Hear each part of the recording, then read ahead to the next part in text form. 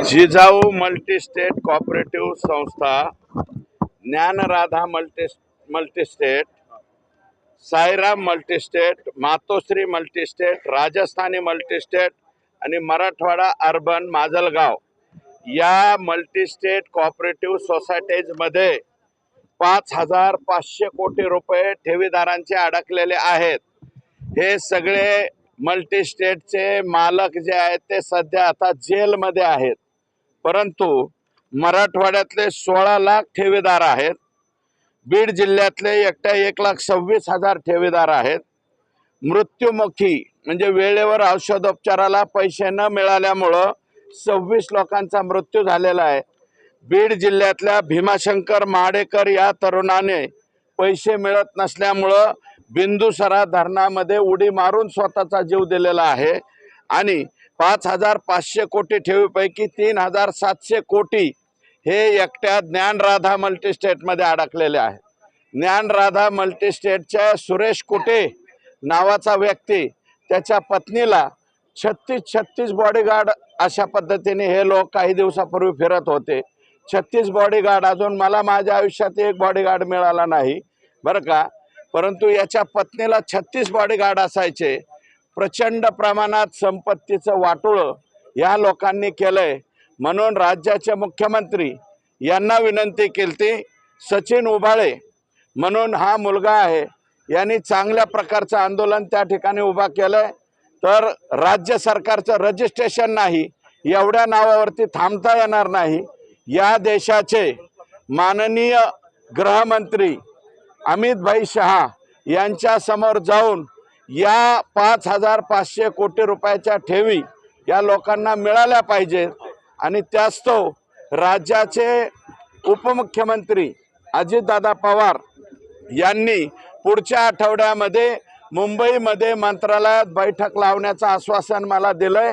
आम्ही बैठक लावून घेऊ आणि या लोकांच्या वरती फक्त 420 आणि इतर कलमाच्या ऐवजी या सगळ्यांच्या प्रॉपर्ट्या जप्त केल्या पाहिजेत, त्याची विक्री केली पाहिजे आणि ही संघटित गुन्हेगारी मधला मोठा प्रकार आहे, म्हणून यांच्यावरती साधे कलम नाही 420चे, यांच्यावरती सुद्धा मोका लावण्यात यावा अशा प्रकारची मागणी मी करणार आहे। मुली बाळींचं वाढतं वय थांबवता येतंय का? अनेक मुलींची लग्न पुढे सरकायला लागलेली आहेत।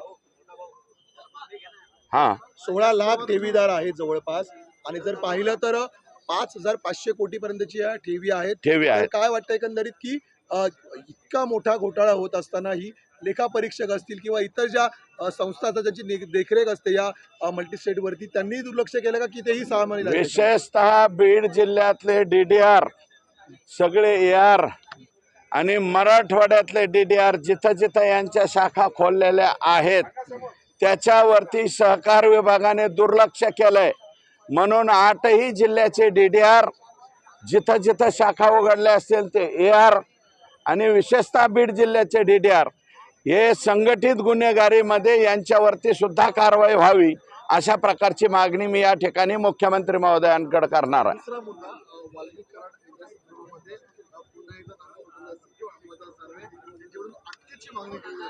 काल मुख्यमंत्र्यांनी थेट इशारा दिलेला आहे, वाल्मिक कराड यांचा जर समावेश असेल तर त्यांना अटक होणार आहे।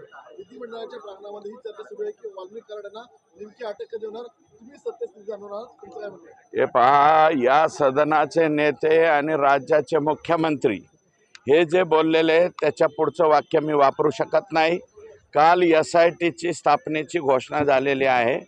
काय आहे की SITची स्थापना करीत असताना सुद्धा गृह विभाग आहे, LNJD आहे, ते सगळी कायदेशीर प्रक्रिया पूर्ण करून आज दुपारपर्यंत त्या ठिकाणी ऑर्डर निघेल आणि ऑर्डर निघाल्याच्या नंतर जे आपण नाव घेतलेलं आहे, मी त्यांचं अजून नाव घेतलेलं नाही, परंतु फक्त आका म्हणलेलं आहे। विष्णू चाटे अँड गँगचा आका हे आका जे आहेत इन्व्हेस्टिगेशनमध्ये जर पुढे आले तर आका आपोआपच बिनभाड्याच्या खोलीमध्ये जातील। जितेंद्र आव्हाड बोलतात की धनंजय मुंडे यांचा वरदहस्त होता या प्रकरणामध्ये। कालपर्यंत मुंडे उपस्थित नव्हते सभागृहात, आज मात्र त्यांनी हजेरी लावलेली, कारण काल त्यांचं नाव घेण्यात आलं नाही असं आव्हाडांचं म्हणणं होतं। हे पहा, जितेंद्र आव्हाड साहेब काय बोलले हे मला माहिती नाही, परंतु ते स्वतः मीडियाच्या समोर काय बोलले हे त्यांचं त्यांनी सांगितलेलं आहे. आणि पंकजाताईंनी मला वाटतं दसरा मेळाव्याच्या दिवशी हे जे आका आहेत त्यांची ओळख काय आहे ती ऑलरेडी सांगितलेली आहे. आकांची ओळख मी नाही, पंकजाताईंनी सांगितलेली आहे आणि भगवान भक्तीगडावर सांगितलेली आहे. तर याच्यामध्ये स्वतः पंकजा मुंडे म्हटल्या होत्या की तो व्हिडिओही आता व्हायरल होतोय की धनंजय मुंडेंचं पानही हालत नाही असे वाल्मिक कराड आहेत. तुमचा थेट नाव धनंजय मुंडेकडे इशारा आहे का? नाही नाही, माझा इशारा तिकडे नाही, पान हलत नाही, परंतु या प्रकरणामध्ये ते असतील असं मला वाटत नाही. हे आका जे आहेत आका मात्र त्याच्यामध्ये असतील हे 100% खरं आहे.